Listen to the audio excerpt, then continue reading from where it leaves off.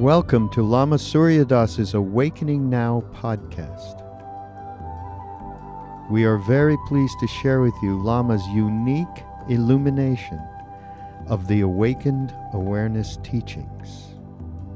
If you are interested in supporting Lama Surya Das's podcast, please go to BeHereNow.com/Suryadas.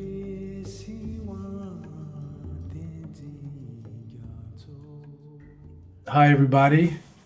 Welcome to the Be Here Now Network's Awakening Now podcast. I'm Lama Surya Das. This is my podcast. We do this regularly. And it's nice to be with you today. And this week, it's a good time to wake up together. There's so much going on in the world, especially now, and even today and this week. And I have a friend here, my good friend, my hairstylist, a designer, right here, David Fisher. That's me. Of Somerville, Massachusetts. Cambridge, but thank you. Cambridge, Massachusetts, yes. I'm proud of it. Cambridgeville. And I thought David and I would have a nice dialogue about things, since he's from another generation than I, the Gen X, and he has some views from the far side, as I lovingly call it. But these days, even our president seems to be like a bull in a concept shop. So I think it'd be a good talk. And thanks for coming, David. And how are you today? What are you thinking about? I'm well. Thank you for having me. Thank you for the Be Here Now Network for sponsoring you and thereby allowing me to share my voice with you. I'm well. It's been a busy, hectic week. What's going on? Well, Why hectic? Life is so peaceful. Is it?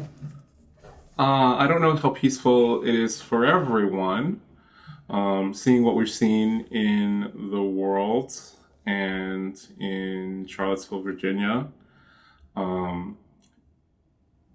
the resurgence and the validation of neo-Nazi groups and alt-right groups in American culture, and there seeming to be a top-down validation of these people from What do you mean, like from the president and the government down? Yeah, from the president, and I have a lot of questions about how people are going to move forward, with regard to this incident that seems to have brought up a lot of ugly points that have been, festering in our culture for forever, it would seem.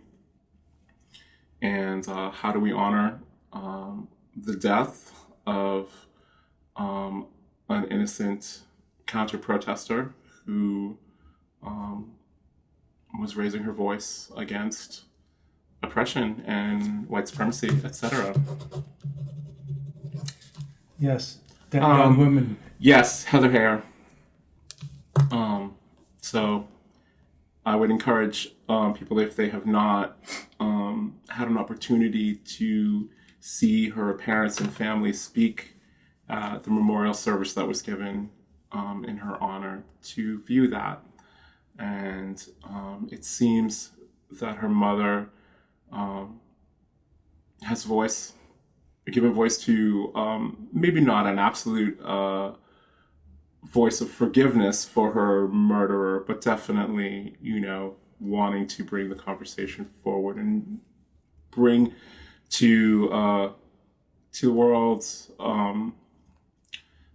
an awareness of what we can do to honor people who have departed this realm, at the hands of others, and how we honor make their deaths more meaningful. Yes, I was very impressed by her saying that, and her evolved and compassionate response, and almost, as you said, forgiving, and not let her young daughter's death be without meaning by falling into more bitterness and separateness and revenge scenarios and so on.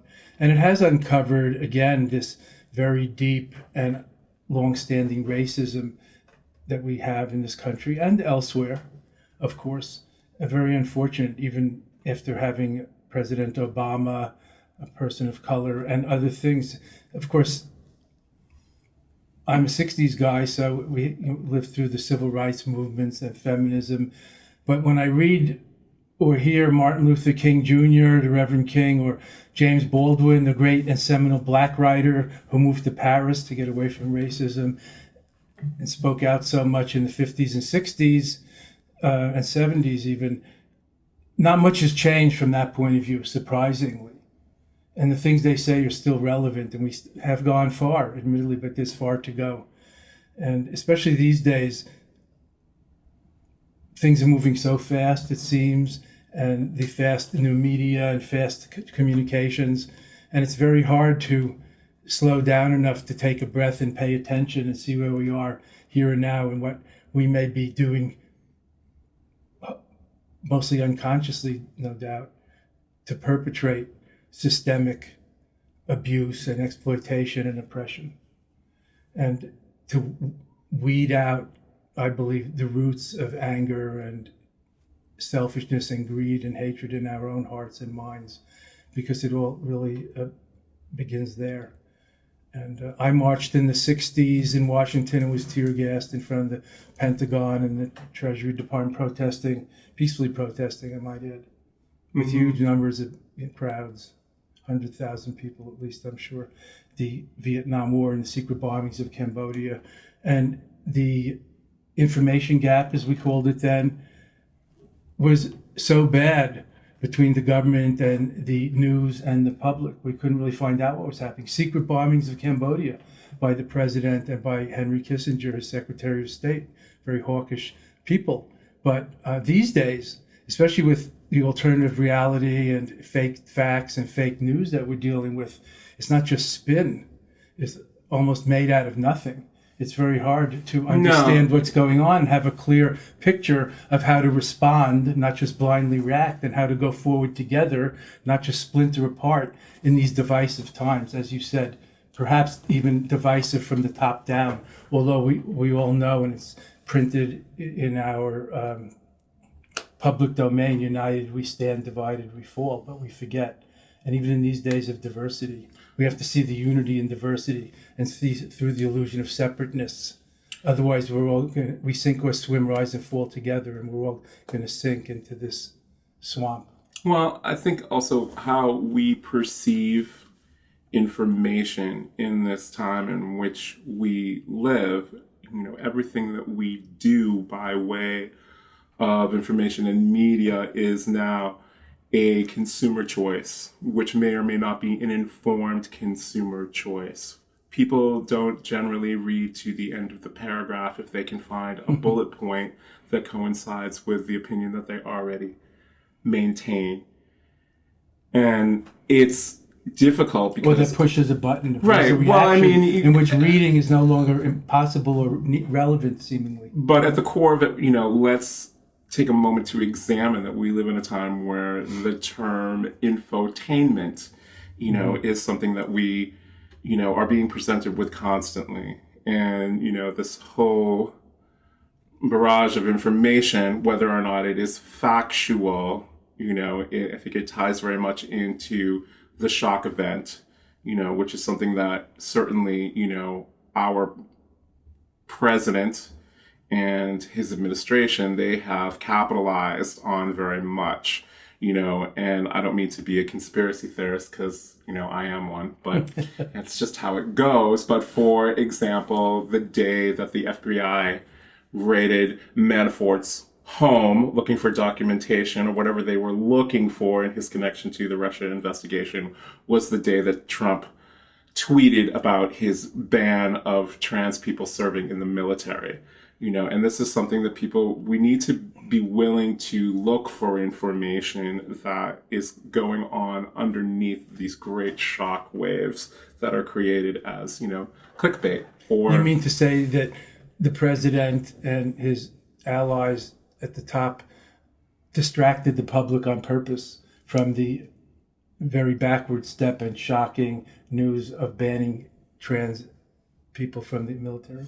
Well, that I believe that it was created conveniently to deflect attention away from the metaphoric raid. Well, now, and that's just a singular sort of example of how they are capable of manipulating media in a way that is much different. And given a medium like Twitter, where you are confined by the amount of strokes that you use or whatever characters that you use, you have to make your point quickly. And that's exactly it seems exactly the attention span that people have for information. Well, attention span's a big issue today, and being a meditation master, this is very important to me, as I can see how it's not just we don't have time to think, but we don't take time to think and reflect and ponder and contemplate and then choose how, when, and if to respond. We just blindly react when our buttons are pushed, when knee-jerk reactions or slogans and captions and so on. So I think I'm hoping that this is kind of a wake-up call for us as we see how things are getting more and more divided, and try to find the third way and a fourth way that we can communicate and act together. Of course, we need systemic change. We need to think big and think globally, but also act locally, beginning with ourselves and each other. I'm wondering about the mass marches that have occurred and are occurring, and as I was part of those in the 60s and 70s, I'm worrying about their effect now, and even more so how to mobilize that through the new media, through the web, through the grassroots, people-to-people, web-based things, and how to influence positively public opinion and also gather public feedback and us all have a group voice together that we don't want this and this won't stand. Hopefully the investigations into collusion with Russia and election tampering and cronyism that's going on in Washington now will start to affect things, and then we all have to speak up or write up or show up, I think, in order to speak up, change speak things. up, schmeek up. Everybody has a voice now, Yeah. and and through through the medium that we use right now, anybody can say anything at any point in time, and that's the whole thing about it, is there's not a lot of weight behind a lot of the left, right, or center discourse that we have, and we have to. I think a lot about living in the time in which we live is that we live in a culture where we're constantly being observed. If we look at Instagram or we look at Snapchat or we look at any of these mediums of social or these methods of social media that people are employing just to, or Google's tracking us. Well, I mean that also, but I mean I don't necessarily want to see what you ate for lunch. I don't want to see pictures of your animals. I don't really care about your baby pictures either. No offense. But I think that, people can say whatever they want, but I think that there needs to be more of a unified idea of what is going to help bring equality to people. And I think that when we get to that, we can address the fears that, that poor people, and in this, in the context of recent events, poor white people, what are their concerns? Why is there, why do we maintain this idea, of racial bias? What do we think that people of color, what do we think that women are getting that white men aren't getting? And why do people believe in the time in which we live that these people have gotten enough, or they're just takers, or whatever. Or fear of immigrants. Or fear of immigrants, exactly. Which we all are. So I think that, through unification, people have to have very specific objectives about what it is that they want to see as change. So for me, one of the things that I like to think about is, how do we share literacy? How do we get more people reading? And not just not just basic literacy, which many people do not have, but how do we get them to understand the difference between what is infotainment and what is information? What are because again, anyone who has done research or anyone who relies on research in their field knows that research is what you get when you hire someone to find your point of view for you. you know. Yeah. So, and I think that that's something that people don't always understand. But, you know, how do we get people, and also, you know, with equality, we talk about financial literacy. How do people, you know, I know for myself, you know, I grew up in the social welfare system. I grew up in a single parent home. You know, we were on welfare, we lived in Section 8 housing, et cetera, et cetera. And, you know, as a result of that, you know, you don't always learn the best ways to deal with money. You know, when we live in a system that does not teach people financial literacy, which is another, you know, system that is, you know, whether or not it's, you know, actively being employed to keep people poor, or it just does. No, it does. You know, it's conducive to the class, so you know, thereby. imbalance. So I think when we look for equality, if that's what we are trying to promote in people, we have to be a little bit open about what we, you know, but also, you know, to what people's needs are and why, and you know, because people's needs are often based in fear as well as a necessity. So I don't know. I'm going in that sort of tangential direction. No, but you're talking about a unified voice and being heard and making a difference, and also education, which many would say is the silver bullet, but which America is falling way behind on internationally and for various reasons. And our current regime is not encouraging more of the information or arts or education, more the infotainment and the Twitter feed, as we all know. Since you mentioned the poor white, the white people feeling challenged by immigrants and people of color, you know, the white working man or woman maybe has been disadvantaged to some extent in recent decades, but when they vote often against their own interests, like voting to bring back coal, which is never going to happen, and the world has passed by, and other things. And when you talk about, you know, white, it just rings in my ears to think of what I just heard, that, and maybe you heard it too, that the oldest survivor of Auschwitz just died yesterday. And when I asked you where, you said Jersey. I don't know. I said I didn't know. Yeah. I said I didn't know. So we don't know. But what we do see is that these things are not as far away from us as they seem. No, I mean, and you know, Nazis, it seems like in the forgone past, but then we saw the ugly head of racism and Nazi and the Confederate flag and hate crimes and other things happening more and more, and people seeming emboldened by this kind of backward step to a kind of racial supremacy and racial fears. And fear, as we know, is a root of anger and hatred, which becomes violence. Yeah, and I think also, you know, as things pass from living memory, let's talk about the death of Israel Cristal, who is, I believe, the name of the oldest survivor of Auschwitz, who just passed from this realm of existence. You know, we see, you know, and the core of what the rally in Charlottesville was, you know, that they were taking down the statue of Robert E. Lee.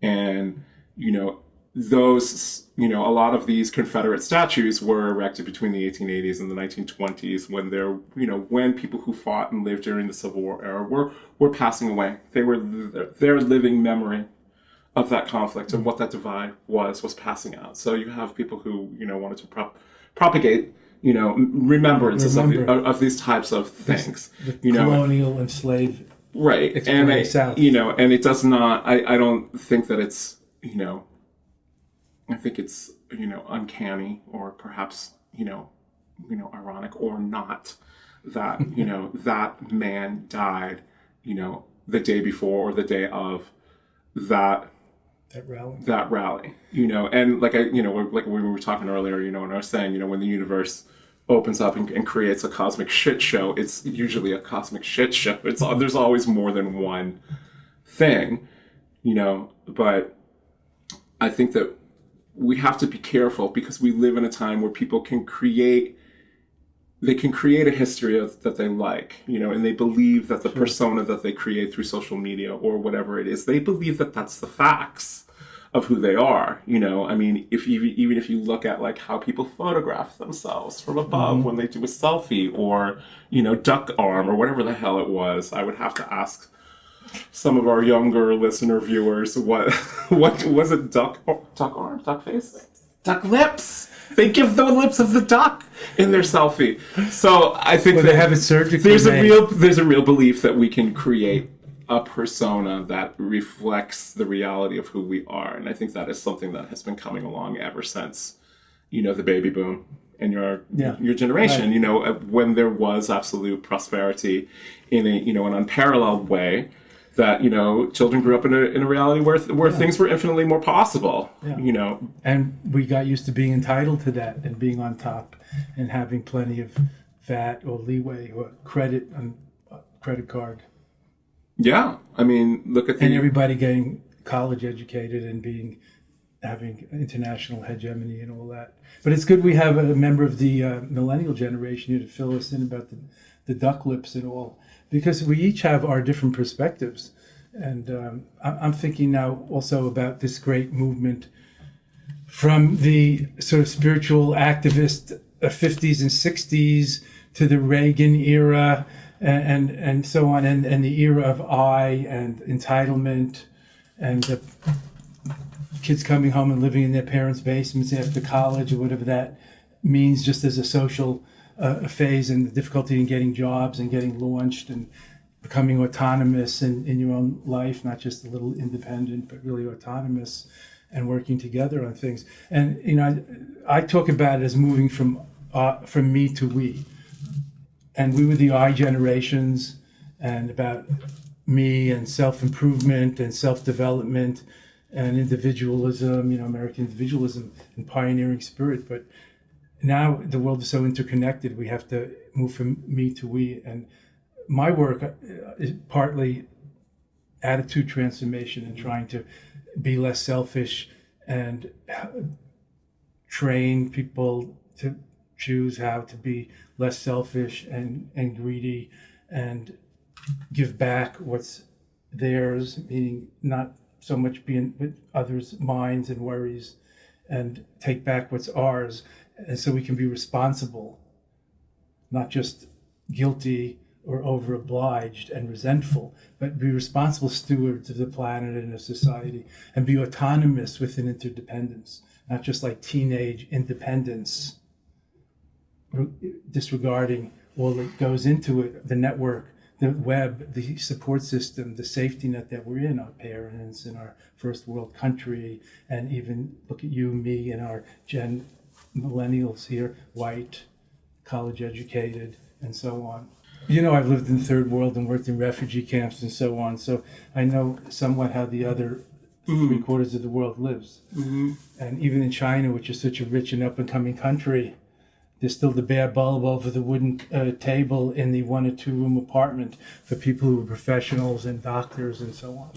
Not just for the top cat Communist Party capitalists, but the rest of the people, they've leveled income and resources. So we are still so much living in the good half, the best half, the wealthier half. I mean, we have our own problems, and many of them are self-made, psychological and social. Absolutely. But just talking on an outer level, which is easier to measure and to see. So I think the movement from me to we has to occur to get over this partisan divide we have in politics and in religions. Religion's supposed to be forced to unite. Religio means to unite, but it's become a problem in our world, even terrorists and so on, in the name of killing in the name of God, which is such a contradiction, and other things that we see today. It's a real problem, and I think if we don't work on our attitudes and work from inside out as well as outside in, that we're really just spinning our wheels. And I think that's I'm not a person of a particular faith tradition or religious belief.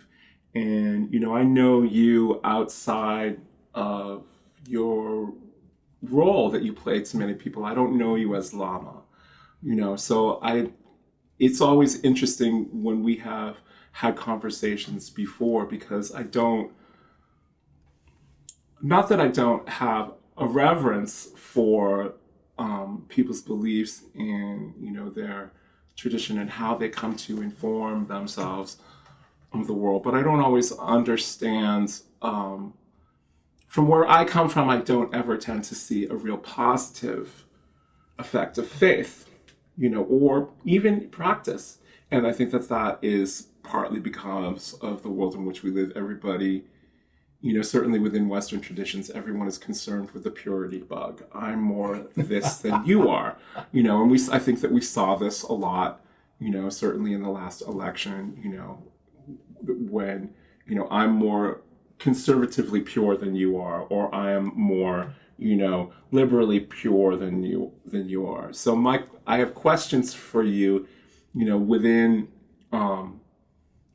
the community that you are part of and the community that you serve. How do people get to the point, what does your faith say about how we deal with the passing of someone like Heather Heyer, someone who is really, unwittingly given her life for a cause. She just showed up to raise her voice, and I don't think that she was going there, as an activist of the magnitude of martyr herself, right? Of of MLK Jr. or whatever. I don't think that was her intention on that day, to go out and be an actual martyr. What does your tradition say about honoring these things? And also, what does your tradition say? Is there ever a time and a place where there is such a thing as right violence within your tradition? When people stand up to an oppressive power, and I think that's really the position where a lot of us find ourselves in this week. How do we react, and what action can we take, and how do we cope with the anger, which is translating more often than not into actual violence? Well, take it, brother. Preach. That's a big question. I like a big question. And an evergreen question throughout the centuries and decades and probably millennia. You carefully use the word right anger, the word that we usually hear in the Judeo-Christian discourse over the generations is righteous anger, which makes it a little more complicated. And pure. Exactly. Extreme. And then sets us and them apart, and then heaven and earth apart when they're so connected. This has been discussed a lot in our community. We don't call it a faith community because Buddhism doesn't require faith. It's more of a practice or a way of life, and you experiment and you discover for yourself what's true. But in our spiritual community, in our beloved community, our Sangha, our satsang, and beloved community was Martin Luther's term, Martin Luther King Jr.'s term. When 9/11 happened, I was here in Boston, and that was a big watermark for a lot of us in this kind of discussion about what do you do with the anger, with the rage, with the sense of unfairness of those thousands of people dying, quote, almost at random, who happened to be in those buildings, and also that we were bombed right in our country. And when they asked the great Vietnamese master Thich Nhat Hanh, who's a refugee in France since the Vietnam War time, he's a Vietnamese Zen master, monk, teacher, very learned, nominated for the Nobel Peace Prize by Martin Luther King. Thich Nhat Hanh said, people said, what would you do about Osama bin Laden? And Thich Nhat Hanh counterintuitively said, I think start by some listening. So that's a pretty radical statement of like, maybe we haven't been listening well enough. Maybe we haven't been noticing that this has been going on for generations in Ireland, in the Balkans, this kind of terrorist bombing, in Palestine, and elsewhere, too numerous to remember. Suddenly it happens in our country, and all of a sudden it's a huge wake-up call. So, as you were saying before, when it rains, it pours. There's a lot going on this week, including the big eclipse next Monday, which Mercury retrograde. In Buddhism, we consider a very auspicious interconnection, and whatever we do, positive or negative, is said to be multiplied 100 or 1,000 times. So we try to pray and make vows and aspirations at that time, or do good deeds like feeding hungry people or helping people. But the negative could also be multiplied. Anyway, so I think when it rains, it pours, but this is not the time for snoring. This is the time for awakening. And I want to go back one second. Not awakening, just following the anger.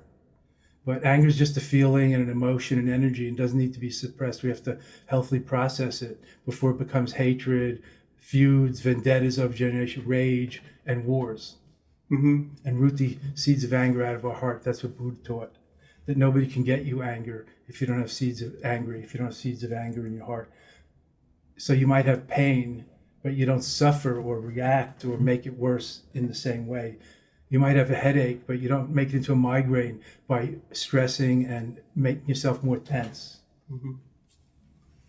I want to go back to something that you were saying, because you brought up 9/11. And I think it's very interesting, for many people, it was the first active declaration of war, if you will, upon, the American continent. The isolated continent. The isolated continent. And the unity that we were asked, to partake in, what was the only thing that the American populace was asked to do? Was to shop, consume, go out and spend. Go back to work. And normalcy. And how do, and I think that's really become sort of, the standard of it. And unfortunately, we live in a world now where, that's, I wanted to make a bumper sticker that says, vote with something besides your dollar, but unfortunately, we've been cut off a little bit from that, because it's the only real thing that people listen to, is the bottom line of it.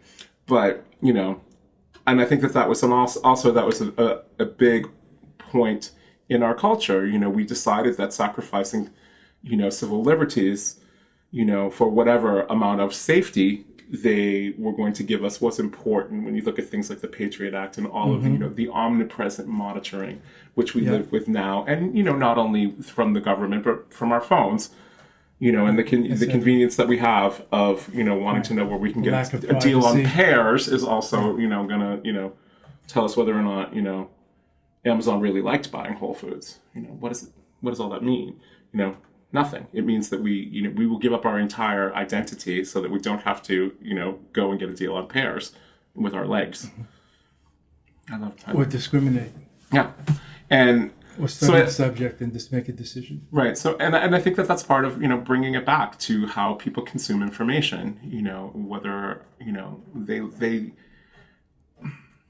John Oliver, on his show on HBO, did a little bit on Alex Jones. And for those of us who don't know who Alex Jones is, he's kind of an extreme right podcaster. He, believes that, there are people that are putting things in the water to make frogs gay, all kinds of stuff. But what Oliver brought to the fore was, he has this 3-hour podcast, and like 70% of it is promoting merchandise, where you can get like your Bill Clinton rape whistle, or you can get, all of these products that, essentially support, right-wing ideology, prepping for your doomsday scenario. You're scaring me. It's terrifying! Open your heart in the middle of all of this conspiracy and rain of vinegar. There's also the sunlight pouring down. There's half the glass that's full and half that's empty. Are you sure? Yeah. This is a baby boomer thing. I like to say there's three quarters of the glass. I try to see the 3/4 of the glass that's full, not just the half that's empty. Oh, really? What about the 1/4 that's backwash, baby? Well, that's back to paying attention and being mindful of whether you let stuff wash back in your mouth when you drink, or coming back into your toilet, whether you have a backflow valve so your house doesn't flood. And opening your heart takes a lot of attention and awareness. And sometimes I think that the media is, increasingly distracting and fracturing our energy and attenuating our attention span, shortening our attention span. So I think I usually advise people who come to me, like my students, followers, disciples, people who are interested, who ask, to have a media fast, maybe 1 day a week or half a day a week, just like they fast from working on the Sabbath or something like that, just to get some perspective and touch the earth or be outside or be with their loved ones or their pets or their muse, their art form, use their hands, take a rest, empty out their heads, not become a simpleton. But I practice consciously emptying out my head into the bodies of water when I do co-meditate with water, and to meditate with the pond out there or the lake, the river, the sound. And I think it's important to get some balance. And I think that's what this time is lacking. And you were saying before, John Oliver, the right wing commentator, the left wing, it's often hard to tell which wing they are, because both, they become very extreme out toward the edges. And the middle way is a touchstone for me.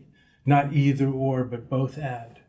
And of course, I'm Did in you the say media. both and? Yes. Excellent. Thank you. Both and, yes. And I'm in the media myself. We're podcasting now. I publish things. I have social media, which I can barely understand, being Fred Flintstone at heart, but trying to Whatever, Barney. Sure. Fred, are you? Reach. Fred, are you? Yabba dabba doo. Some Okay. people say they got that from Tibetan. Speaking Tibetan, I know Yapodu means very good in Tibetan. So yabba dabba doo. That's a side for you. I love that, baby. That was great. Yeah, but we have to deal with the media. It doesn't mean it has to ruin our attention span.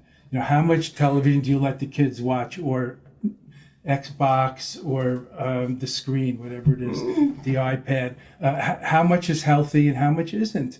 How much? And for adults also, do we need the news? People used to read the news once a day, get the mail and save it to do it on the weekend. Now we're doing it every minute, every 5 minutes, checking and being tuned in, like we might miss something. And there's very, very little room for any kind of noble silence or noble solitude, not just loneliness, but noble solitude or interiority. We're so externalized, which becomes the consumer mentality you were talking about before, David. So little self-worth and self-value. As one of my Tibetan lamas said, don't you people have any battery inside? You always seem to have to be plugged into all the walls through every orifice. That was where it got funny. Through every orifice. But that was the point. Don't we have anything inside to go on? And maybe we could cultivate that a little as balance to the extreme extroversion and materialist consumerism, and looking outside for what we think we want and need. And as the song goes, looking for love in all the wrong places. No wonder why we're dissatisfied so much and frustrated so much of the time. Well, like my mother used to say, David, not everyone's going to love you. And I think that that's something that people need to hear a little more in this world of it, because it's not, me, whether or not I love somebody doesn't really, determine a broader respect for them as an individual. Love is a highly, highly subjective thing for people, individual people, right? So I think that there's... You can love people that you don't like or respect, is that what you're saying? I think love's a really wonky word, and the part of it that is, brain chemistry is the wonkiest part of all, right? So I think that people need to really kind of be careful about the sort of great unilateral love, because it's also, we like to believe that everything that we do exists without motivation if we are pure in some way, or we have some egalitarian, motive. But we need to kind of move past the purity if we're really going to truly respect people as well as love them, because I think respect is a bigger door to open than love, and I think that that's maybe it's my tricky Western understanding, having come by phrases like, hate the sin, love the sinner, I'm like, no. I don't, I think that it's condescending, and it's not always right-minded. Sometimes you have to accept people for exactly what they are, and then, find a discourse within that kind of thing. So I went off on a little tangent there, but I'm not really sure, about. Well, you've taken to task one of the main principles of almost all the religions: judge the sin and not the sinner. So I will differ with you on that. Yay! But to go back to, so how do you define respect, since you're placing it above or bigger than love? Admittedly, love is a wonky word, and there's many kinds of love. Love, lust, infatuation, puppy love, fraternal love, maternal love, paternal love your brother. Yeah, I'm just saying. Right, there's I love chocolate, and there's I love my only child, and using the same word, it's a little loose, like finger painting ain't fine art, but it's cool. So what is this respect that you talk about? Because what I get from it is seeing others as like myself, then I can see that they need more or less what I want, but they're after it in their different ways because of their background and conditioning, whether you call it karma or nurture and nature, but going after it in different ways, including Donald Trump. How are we including him? Because everybody is looking for more, instinctively feeling towards the sun, even though growing in different ways according to what kind of plant or animal they are, just to use the metaphor of chlorophyll-based green plants. My mind is a world with shitty things to say about Donald Trump. I know, so I'm trying to keep going. How you love your enemy, if you want to exaggerate and say he's our enemy, just as an example. No, he's our enemy. He's my enemy. He's not my enemy, but I work on loving, the difficult, or accepting. And once I accept, then I can more objectively think about how to deal with it. Otherwise, denial creeps in, and I don't deal with it in sync. Okay. So acceptance has its own potent transformative magic, I found. So, but I see that others, he's trying to something that we all are. It's like all the plants are trying to grow. He's even looking though they're bent for in his different narcissistic ways. Supply for the second that he's living in. Well, we all are to some extent.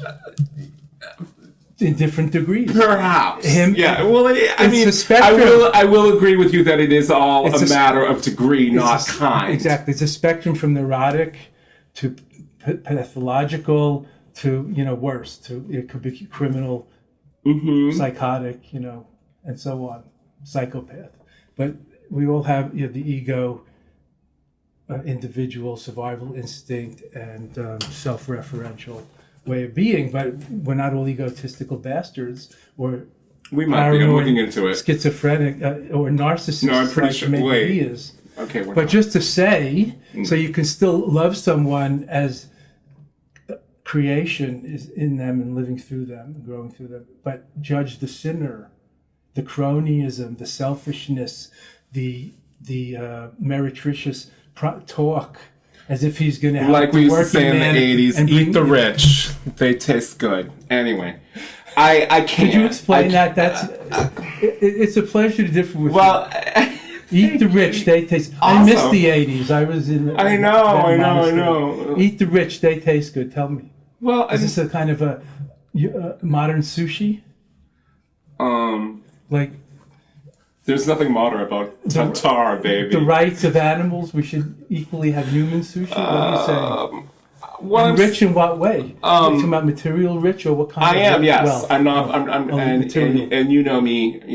I'm. It's all about. Yeah, material. I'm not about a scalpel. I prefer a cleaver, and tiny canvas, giant brush. Here I go. So that's my way, but and in that way, Trump and I are very similar. Exactly. Eat the rich, they taste good. Eat the rich, they taste good. That's the root text. Well, I think in the 80s there was a very different idea of what and where wealth was coming from. We heard terms like welfare queen for the first time, and it was the right was really trying to dismantle all of the social programs that had been hard wrought in the 60s and 70s. It's happening again. And it is happening again, but it's bigger now. And it's different because, part of how we live in our culture and in the West, but in America in particular, we live in a highly aspirational culture. where everything, and look at how we consume, how old is my phone? And not very, right? I know that we had the same phone from the time when we got a phone, which I think we got a phone maybe in 1970, because I remember getting a phone when we were 3. We had the same phone from the time I was 3 until the time I was 12. Right. And it only broke because my mother threw it at my sister. It was a rotary, but it was on a cord, and she could throw it at my sister. So one day, or something like this. Good. Anyway, so at the rate that we replace, technology, sort of, or I'm talking with my friend Robin. She like had a refrigerator for 30 years, and she was upset because she got a new refrigerator, and it only lasted 4. Planned obsolescence, as we know. Planned obsolescence, and this not only is true, but it's also in people's their political identity, but it's for purposes of expediency that we shift our views, and it's in other cycles, like people changing jobs every 5 years. Right, but average, I was talking about the 80s. Or marriage, less than half the marriages lasting. In the 90s and the late 90s in particular, you saw all of this consumer credit come into the market. People in the 80s, their kids didn't have money to run out and get a new frickin' phone, and their parents wanted them out the fucking door at 18, man. What the fuck are you talking about living at home? No, thank you. Get out.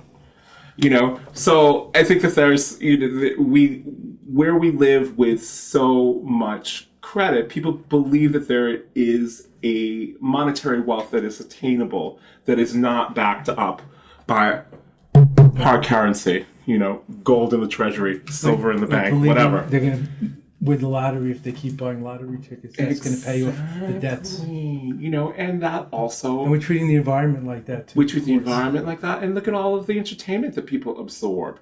These fucking Kardashians. Are you freaking kidding me with this? You have a big ass, and that entitles you to have, what the fuck is going on? Are you freaking serious? What about these girls from Boko Haram? Let's talk about values here. Let's talk about achieving something. Let's talk about getting out of a culture. Really? So we're gonna tweet about our freaking surgery. Are you what? So I think that there's a lot of part of the deficit of our culture is that we believe that we have a very Warholian kind of thing. Everyone's gonna have their 15 fucking minutes. Could it just be 15 though, please? Does it have to be 4.5 years of your ass? And so I think that there's a lot of these ideas of individualism and transcendence are actually ideas of commerce and product. We buy everything. And look at these kids coming home to live with their parents after college. Their parents were sold education as a consumer product. I don't want my kid to work as hard as I did. Guess what? They're not going to. Unless they're going to make their own soaps and try and have an art therapy practice. No offense, anyone. Over here. But, so I think that we've created a monster in the promotion of wealth, as a virtue. It's not a virtue. It's an accident of birth, just like beauty. It's not a virtue. It's not, and it can be monetized and commoditized, and that's, definitely reality we've lived with through time immemorial. But people knew it. You're just beautiful, or you're just rich. No, these are now values that people espouse to have. I'm sorry, I got very off. Anyone can. No, but I still like to hear if you want to. Literally eat the rich. I do. Eat the rich. If there's something there, is that like in Southeast Asia, in Cambodia, kill all the intellectuals and people with glasses, so the people can take over, and getting rid of half of the population because they're educated. Wait, so kill the rich, eat the rich, grok the rich, so that you become the rich. I'm not interested in. I don't want to be rich. What does eat the rich live well in the 80s? Since you were there, I was meditating. I voted with my meditation cushion. I was abroad. I missed the whole Reagan. As one of my activist lawyer friends, Steve Schwartz, said, Surya sat out the entire Reagan administration. Then he added, I mean literally, on a meditation cushion. I'm sorry, what's the question? What does it mean in the 80s we said eat the rich? How do we deal with that? Well, you're familiar with like greed is good, right? Sure. This was, another Right, another theme The King of Wall Street of the 80s. Gordon Gekko or whoever it was who said this. Yes, there were a lot of people who were not going provocative statement. Who were not going to achieve, and the culture was changing in such a way that the difference between, we'll say, my sister born in 1959 and myself born in 1967, these people who were sort of at the tail end of the baby boom, they were able to accomplish things that people of my generation had to work a lot harder for, and there wasn't necessarily going to be a social infrastructure there to help them. So, for example, my sister and her husband, they worked very, very hard. They definitely did. But they were both able to, get middle-class jobs with a high school education. They were able to move into my sister worked as an electronics assembler and then, an overseer of production and these kinds of things. These kinds of jobs were definitely available. But the aspiration was that, rather than raise up everybody, we don't want to pay taxes. And that's, kind of what the whole kind of Reagan movement was also about, and also Herbert Walker Bush. Read my lips, read my broccoli eating motherfucking lips, or broccoli hating. I can't remember. He either loved or hated broccoli. But he said no more taxes. No new taxes, which is something that, society cannot maintain. And there were a lot of people who were rising, but that rising tide was not lifting all boats, as the saying used to go. Yes. And part of it was because there was a whole culture that was obsessed with creating financial products, that were about helping people invest, moving money around, not creating wealth at home necessarily, but where could we put our money? Offshore. Cayman Islands, Switzerland, etc. Or making up wealth, like Enron fake stocks. And it was not cool to be wealthy in the 80s if you were young, like it is now. It was not cool to wear anything that had a freaking label on it, much less have the word juicy across your fucking sweatpants, or whatever. So, and also when I talk about these things, one of the things that I think about, and that gets into my my recent kind of program in fashion that I did. When we think about when we talk about sustainability, who has what, and what is that? How do we get that more? Like, so I had to do a research paper on sustainable fashion. And what I found that this was just a buzzword for high fashion because, it wasn't sustainable fashion, was expensive fashion. And it was something that really, Kim Kardashian could afford, but not, a single mother of three who wants to make a sustainable choice. What choice does she have? Used clothing. It's already, so, and it's not a bad option. We do with commercialism of good ideas to sell more. Right. Like the word mindfulness is now stuck in front of everything. So mindful. Right, mindful like-minded. Divorce. Oh my God. And of like mind. I guess your next project should be mindful fashion. I don't think anybody's thought that. Everybody's working on it, actually. There are a lot of people who are thinking about it. But it doesn't mean that it's meaningful. I remember when George Bush, the son, used the word compassionate conservatism. All of us who are in the sort of loving kindness and compassion, altruism, charitable side of the street, we said, oh man, the meaning has gone out of the word compassion now. Compassion conservatism. Well, like literally. Meant like, yeah.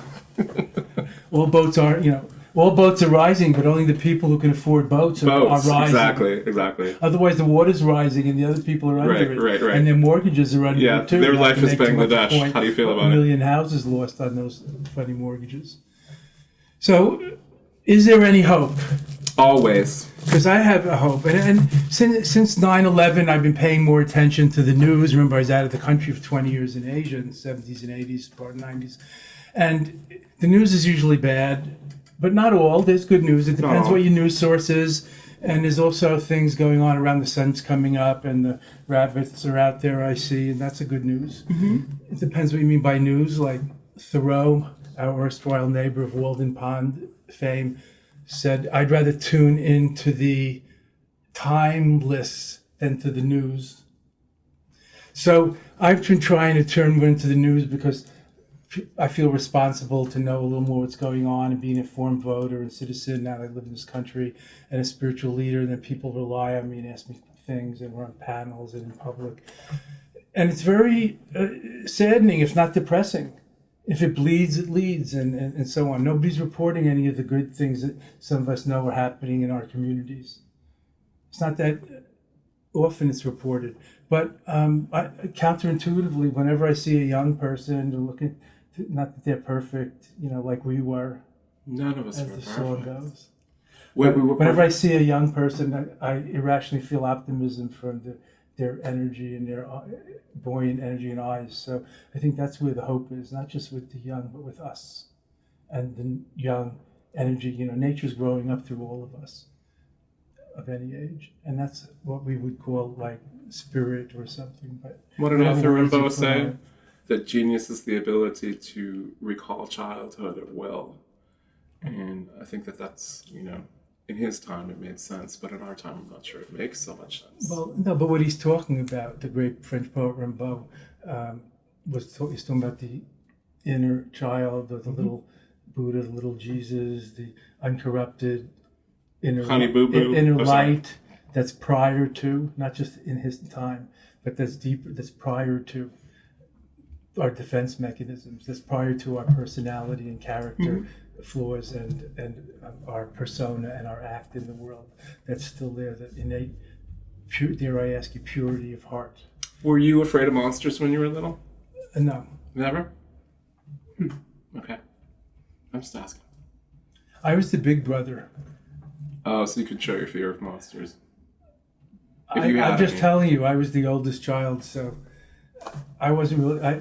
Fear wasn't my thing. I could do anything, and I was in sports, and I used to go. I was the first one to go in the basement before the other kids, and not be afraid of the dark. And I handled the lawn mowers, and the public. I don't know that much about fear. Okay. I have more like the other kind of way of seeing what's possible and trying to magnetize it or help it give birth to it, like creative, and bring things together and create a space for others also to find that, rather than fear of what could go wrong or monsters. What, were you afraid of monsters? What did you ask about monsters? Well, I mean, because I've met some monstrous people, monstrous situations. you can imagine all types of things when you have a child like frame of reference, and all things. Oh, you're referring all to things being Rimbaud.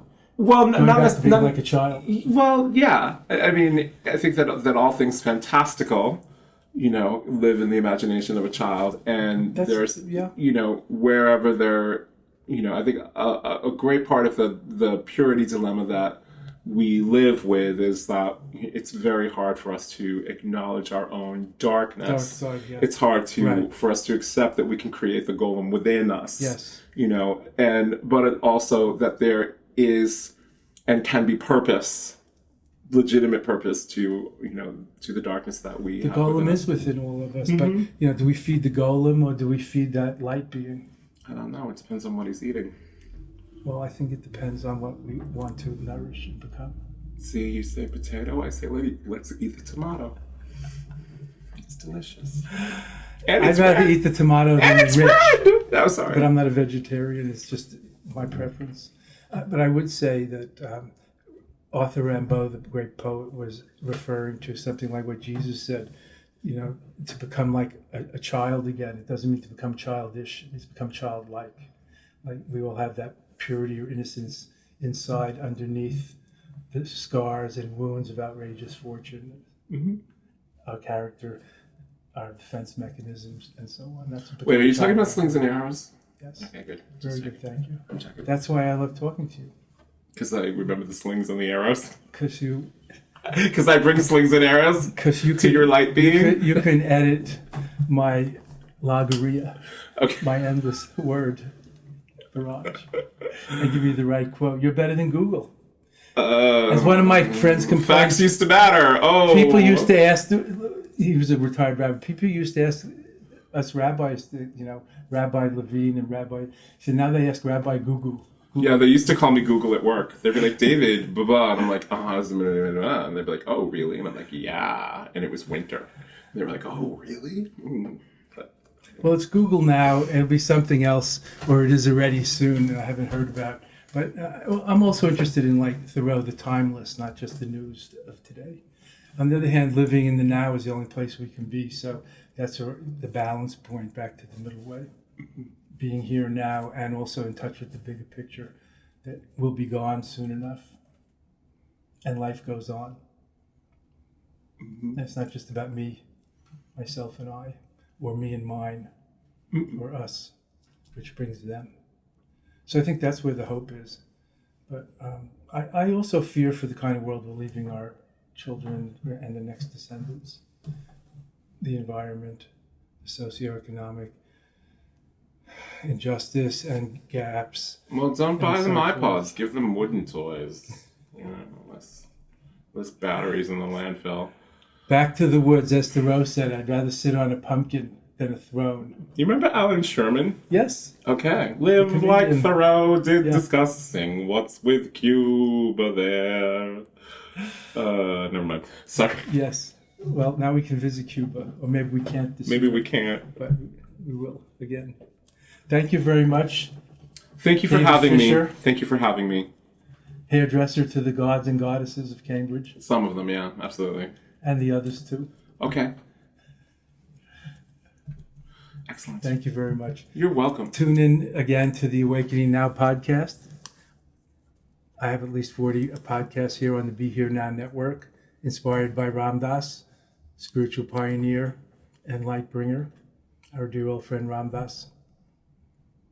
And blessings to one and all.